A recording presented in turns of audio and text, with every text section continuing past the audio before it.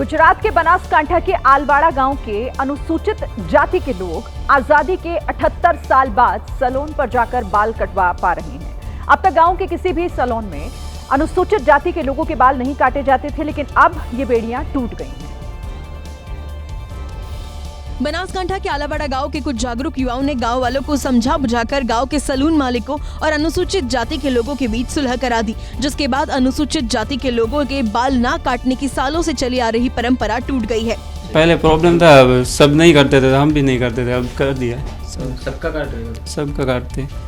पहले अनुसूचित जाति के लोगों को अपने बच्चों के बाल कटाने के लिए 25 किलोमीटर दूर जाना पड़ता था, लेकिन अब जात पात की बेड़ियां टूटी तो लोगों में खुशी का माहौल है। यूपी के उन्नाव में भीषण सड़क हादसा हो गया। इस हादसे में दोनों गाड़ियों के ड्राइवर समेत 3 की मौत हो गई। ये हादसा तब हुआ जब एक ट्रक और डंपर में आमने सामने भिड़ंत हो गई। ये टक्कर इतनी जोरदार थी कि दोनों गाड़ियों में आग लग गई, जिससे दोनों ही गाड़ियां जलकर राख हो गई। हादसे के बाद सड़क पर दोनों तरफ जाम लग गया, गाड़ियों की कतारें लग गई, जिसकी जानकारी मिलते ही दमकल कर्मियों के साथ पुलिस मौके पर पहुंची और गाड़ियों से शवों को बाहर निकाला। बाद में क्रेन की मदद से गाड़ियों को सड़क से हटाया, जिसके बाद रास्ता खुला और गाड़ियां आने जाने लगी। एमपी के कटनी से लापता अर्चना तिवारी को 11 दिन बाद आखिरकार जीआरपी भोपाल ने ढूंढ निकाला। अर्चना तिवारी को किसी ने गायब नहीं किया था, बल्कि वो खुद गायब हुई थी। अर्चना तिवारी के गायब होने के पीछे वजह रही उनकी शादी को लेकर बनाया जा रहा दबाव, जिससे बचने के लिए और सिविल जज की प्रतियोगी परीक्षा की तैयारी के लिए उन्होंने घर से भाग जाने का प्लान बनाया। 11 दिन तक ये प्लान कामयाब भी रहा। अपने साथियों विजय सिंह और सारंग की मदद से वो पहले कटनी से इंदौर पहुंची और फिर लखीमपुर खीरी चली गई। अर्चना तिवारी केस को सुलझाने के लिए जीआरपी ने जी जान लगा दी। 2000 से ज्यादा पोस्टर्स लगाए, रेलवे ट्रैक पर पैदल चले। हाल ही में सोनम और राजा के मामले के सामने आने के बाद पुलिस इस मामले को हल्के में नहीं लेना चाहती थी, लिहाजा पुलिस ने इस मामले को सॉल्व करने के लिए लगभग 70 लोगों की टीम बनाई और इस दौरान पुलिस ने 10 रेलवे स्टेशन सहित करीब 500 से ज्यादा सीसीटीवी कैमरे खंगाले। इस अथक मदद के बाद अर्चना तिवारी को नेपाल से सटे यूपी के लखीमपुर जिले से बरामद किया गया। अर्चना के मिलने से परिवार और आस पड़ोस के लोग खुश हैं। हालांकि अभी तक अर्चना के परिवार को पुलिस ने भोपाल नहीं बुलाया। इस पूरे घटनाक्रम में एक लड़के का भी नाम सामने आ रहा है। और अब मौत के झटके की बात करते हैं, जिसकी वजह से महाराष्ट्र में कई लोगों की जान चली गई। पहले बात मुंबई की, जहां बारिश में एक 17 साल के लड़के की सिर्फ इसलिए मौत हो गई क्योंकि वो हेडफोन लगाकर सड़क पर चल रहा था। उस सड़क पर करंट था, लोगों ने उसे वहां चलने से रोकने की कोशिश भी की, लेकिन वो उनकी बात नहीं सुन पाया और आखिर में करंट की चपेट में आने से उसकी मौत हो गई। पानी में डूबी हुई सड़कों के बीचों बीच लकड़ी लेकर उस लड़के को वहां से हटाने की कोशिश तो की गई, लेकिन तब तक बहुत देर हो चुकी थी। सड़क किनारे खड़े लोगों ने बताया कि हाई टेंशन तार टूटने से पानी में बिजली आ गई। तभी कानों में हेडफोन लगाया हुआ वो लड़का वहां से गुजरने लगा।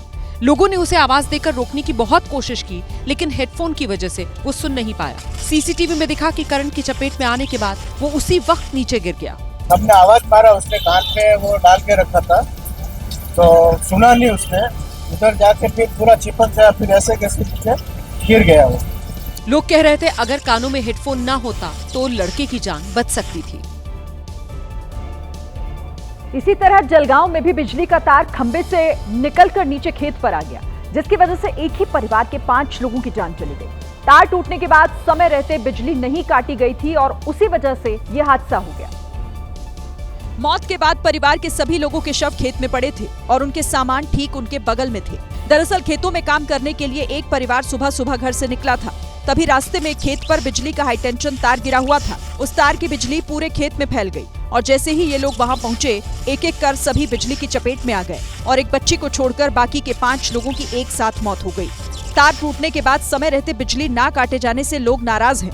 बिजली विभाग को लापरवाह बताते हुए तुरंत मुआवजे की मांग कर रहे हैं। राजस्थान में जर्जर स्कूल के गिरने की कई घटनाएं हो चुकी हैं, लेकिन शासन और प्रशासन हादसों से सबक नहीं ले रहा। सिरोही के जूझापुरा स्कूल की बिल्डिंग जर्जर है, लेकिन बच्चे डर के साए में भी पढ़ने को मजबूर हैं। ये है जीती जागती तस्वीर। बिल्डिंग की छत पर दरारें हैं। स्कूल कभी भी गिर सकता है, लेकिन शासन प्रशासन कोई सुध नहीं ले रहा। स्कूल भवन में कुल 4 कमरे हैं और चारों की हालत एक जैसी, लेकिन स्कूल की मरम्मत कराने की बजाय बच्चों को त्रिपाल के नीचे पढ़ाया जा रहा है। बारिश आ गई, बच्चे कहाँ पढ़ाए, अब स्कूल पूरी क्षतिग्रस्त हो गई है, 12 बच्चे पढ़ रहे हैं, क्या करें बेचारे। ये हालत तब है जब 25 जुलाई को राजस्थान के झालावाड़ में स्कूल की बिल्डिंग गिरने से 7 बच्चों की मौत हुई थी, लेकिन तब भी शासन प्रशासन शायद आंखें मूंदे है। इधर यूपी के मथुरा में जयपुर बरेली हाईवे पर एक भीषण हादसा हो गया। आग बुझाने के दौरान फायर ब्रिगेड के 2 कर्मचारी भी झुलस गए, जिनका अस्पताल में इलाज चल रहा है। टैंकर संभल से मथुरा रिफाइनरी जा रहा था और मनोहरपुर के पास अचानक अनियंत्रित होकर पलट गया। टैंकर पलटते ही आग भड़क उठी और देखते देखते ऊंची लपटें उठने लगी। आग इतनी विकराल थी कि टैंकर का एक टैंक जोरदार धमाके के साथ फट गया। धमाका इतनी तेज था कि उसकी आवाज कई किलोमीटर दूर तक सुनाई दी। आग की ऊंची लपटें और घना धुआं दूर से साफ नजर आ रहा था। टैंकर एथेनॉल केमिकल से भरा हुआ था। पुलिस, दमकल और रिफाइनरी की टीमों ने बड़ी मुश्किल से आग बुझाई। हादसे के बाद टैंकर चालक मौके से फरार हो गया। दिल्ली की मुख्यमंत्री रेखा गुप्ता पर आज अचानक हमला हो गया। हमला उस वक्त हुआ जब सीएम अपने आवास पर शिकायतें सुन रही थी। हालांकि मौके पर ही हमलावर को पकड़ लिया गया। हमलावर की पहचान 41 साल के राजेश भाई खीमजी भाई सकरिया के रूप में हुई, जो गुजरात के राजकोट का रहने वाला है। जांच में पता चला कि राजेश खीमजी रिक्शा चलाता है और इसकी शादी भी हो चुकी है। राजेश खीमजी ने 19 नवंबर को सीएम रेखा गुप्ता के शालीमार बाग वाले घर के बाहर रेकी भी की थी, लेकिन वह मौका ना मिलने पर वो सीएम ऑफिस पहुंचा और सुनियोजित तरीके से हमला कर दिया। राजेश खीमजी 19 अगस्त की सुबह ही राजकोट से दिल्ली आया था और सिविल लाइंस के गुजराती भवन में रुका था। जांच में ये बात भी सामने आई है कि राजेश पहली बार दिल्ली आया है, यानी दिल्ली आने के बाद सिर्फ मुख्यमंत्री पर हमला करना ही था। फिलहाल दिल्ली पुलिस ने राजेश खीमजी पर हत्या की कोशिश समेत 3 गंभीर धाराओं में मुकदमा दर्ज किया है और अब आईबी और स्पेशल सेल की टीम इस बात का पता लगाने की कोशिश कर रही है कि मुख्यमंत्री पर हमले के पीछे की वजह क्या थी। देखिए, इस हमलावर को पता था कि बुधवार को सीएम रेखा गुप्ता जन सुनवाई करती हैं और यही वजह रही कि वो मंगलवार को दिल्ली पहुंच गया और 24 घंटे तक उसने रेकी की। जो लोग वहां मौजूद थे उन्होंने बताया कि हमलावर शिकायतकर्ता बनकर कतार में खड़ा हुआ था और जैसे ही उसे मौका मिला उसने हमला कर दिया। हमला इतना तेज था कि सीएम रेखा गुप्ता सहम गई। राजेश खीमजी ने पहले रेखा गुप्ता को थप्पड़ मारा, उसके बाद उनकी तरफ झपटा और धक्का दे दिया। रेखा गुप्ता के जमीन पर गिरते ही हमलावर ने उनके बाल पकड़ लिए। सीएम हाउस में तकरीबन 1 मिनट तक हंगामा होता रहा। इस हमले में रेखा गुप्ता के सिर और कंधे के पास चोट लगी है। उन्होंने एकदम थप्पड़ मार दिया, लेकिन थप्पड़ की भी आवाज आई। अब जांच में यह भी पता चला है कि राजेश खीमजी पहले ही जन सुनवाई के वीडियो देखकर आया था ताकि वो अपने इस प्लान में नाकाम न हो पाए। राजकोट में रहने वाली हमलावर की मां का कहना है कि उनका बेटा डॉग लवर है और इसी मुद्दे पर वो नाराज था, जिसके बाद वो दिल्ली गया। लेकिन जांच में ये भी बात सामने आई है कि राजेश खीमजी आदतन अपराधी है, क्योंकि पहले भी गुजरात के भक्तिनगर पुलिस स्टेशन में राजेश के खिलाफ 5 मुकदमे दर्ज हो चुके हैं, जिसमें एक मामले में अभी भी सुनवाई जारी है। वहीं पुलिस ने डॉग लवर वाली कहानी से इनकार किया है। यूपी के उन्नाव में अतिक्रमण के खिलाफ बुलडोजर एक्शन में नजर आया। मोरावा कस्बे में प्रशासन ने अतिक्रमण हटाओ अभियान चलाया, जिसके तहत मातेश्वर मंदिर तिराहे के पास अवैध निर्माण को ध्वस्त किया गया, जिसके लिए बुलडोजर मंगवाया गया और उसकी मदद से एक-एक कर अवैध निर्माण को गिरा दिया गया। बुलडोजर कार्रवाई शुरू होते ही वहां लोगों की भीड़ जुट गई और उन्होंने विरोध करने की कोशिश की, लेकिन पहले से तैनात पुलिस वालों के आगे उनकी एक ना चली। बताया गया कि अतिक्रमणकारियों को पहले ही नोटिस दे दिया गया था और उन्हें कब्जा हटाने का निर्देश दिया गया था, लेकिन जब उन्होंने अपना कब्जा नहीं हटाया तब प्रशासन एक्शन में आया और अतिक्रमण ध्वस्त कर दिया। महाराष्ट्र के सातारा जिले में कृष्णा नदी से पानी छोड़े जाने के बाद कई मंदिर डूब गए। ड्रोन से बनाए गए वीडियो में मंदिर के साथ नदी के किनारे बने हुए घर भी डूबे हुए नजर आए हैं। सतारा जिले के वाई शहर में बने छोटे बड़े मंदिरों में पानी भरा हुआ नजर आया। कृष्णा नदी के किनारे बने ज्यादातर मंदिर पानी में डूबे हुए दिखाई दिए। नदी में 17,000 क्यूसेक पानी छोड़े जाने के बाद वाई शहर का प्रसिद्ध महागणपति मंदिर आधा डूब गया। ड्रोन कैमरे से रिकॉर्ड किए गए वीडियो में सिर्फ मंदिर का गुंबद और छत ही नजर आया। सातारा जिले के वाई शहर में नदी के किनारे रहने वाले लोगों के घर भी डूबे। लोगों को सुरक्षित जगहों पर ले जाया गया है। केंद्र सरकार ने आपराधिक मामलों में गिरफ्तार होने वाले नेताओं पर नकेल कसने की तैयारियां शुरू कर दी हैं। गृह मंत्री अमित शाह ने इस मामले से जुड़े हुए 3 विधेयक लोकसभा में पेश किए, जिस पर हंगामा हो गया। जब ये तीनों बिल लोकसभा में पेश किए जा रहे थे तो विपक्ष की तरफ से बिल की कॉपी फाड़कर उसके टुकड़े अमित शाह की तरफ फेंके गए। सदस्य और उपसभापति द्वारा नाम निर्देशित। इस दौरान कांग्रेस सांसद केसी वेणुगोपाल ने अमित शाह की उस गिरफ्तारी की बात उठा दी जब वो गुजरात में मंत्री थे, जिस पर अमित शाह ने कहा कि गिरफ्तारी के बाद उन्होंने नैतिकता के आधार पर इस्तीफा दे दिया था और निर्दोष भी साबित हुए। हंगामा इतना ज्यादा बढ़ा कि दोनों तरफ के सांसद एक दूसरे के नजदीक आकर खड़े हो गए और धक्का मुक्की का आरोप लगने लगा। टीएमसी का जो जमीन दरिया वो हम ले लेता है मेरा घाट पे, चलिए हम लेता है, हम फाड़ा कि नहीं फाड़ा वो कुछ नहीं बात है। वो हमारा 2 एमपी को गाँव में हाथ दे देगा बिट्टू, अभी तो कांग्रेस छोड़ कर उधर चला गया, किरण रिजिजू आके गाँव में धक्का दे देगा।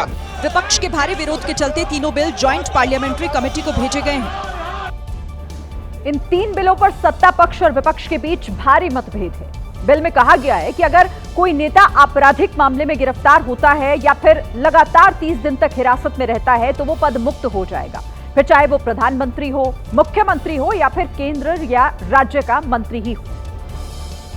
ये बिल संविधान में 130वें संशोधन के तहत लाया जा रहा है, लेकिन विपक्ष को सरकार की नीयत पर शक है। उन्होंने अपनी कुर्सी, अपना रुतबा बचाने के लिए इस तरह के फैसले लिए और फैसले लेने के बाद भी चाहे वो जर्मनी का रहा हो तानाशाह, इटली का तानाशाह रहा हो, रशिया का तानाशाह रहा हो, वो अपनी कुर्सी नहीं बचा।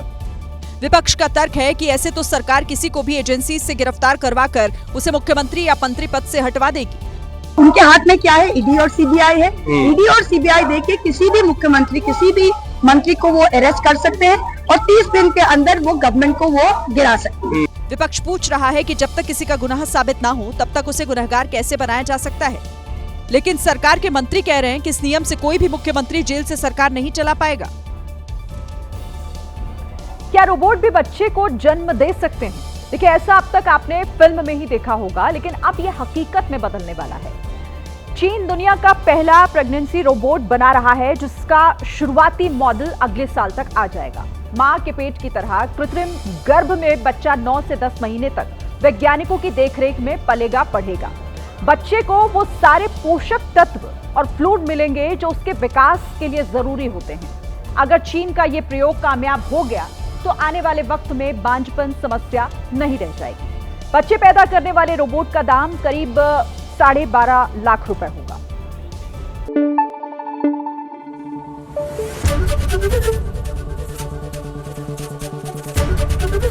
एबीपी न्यूज आपको रखे आगे।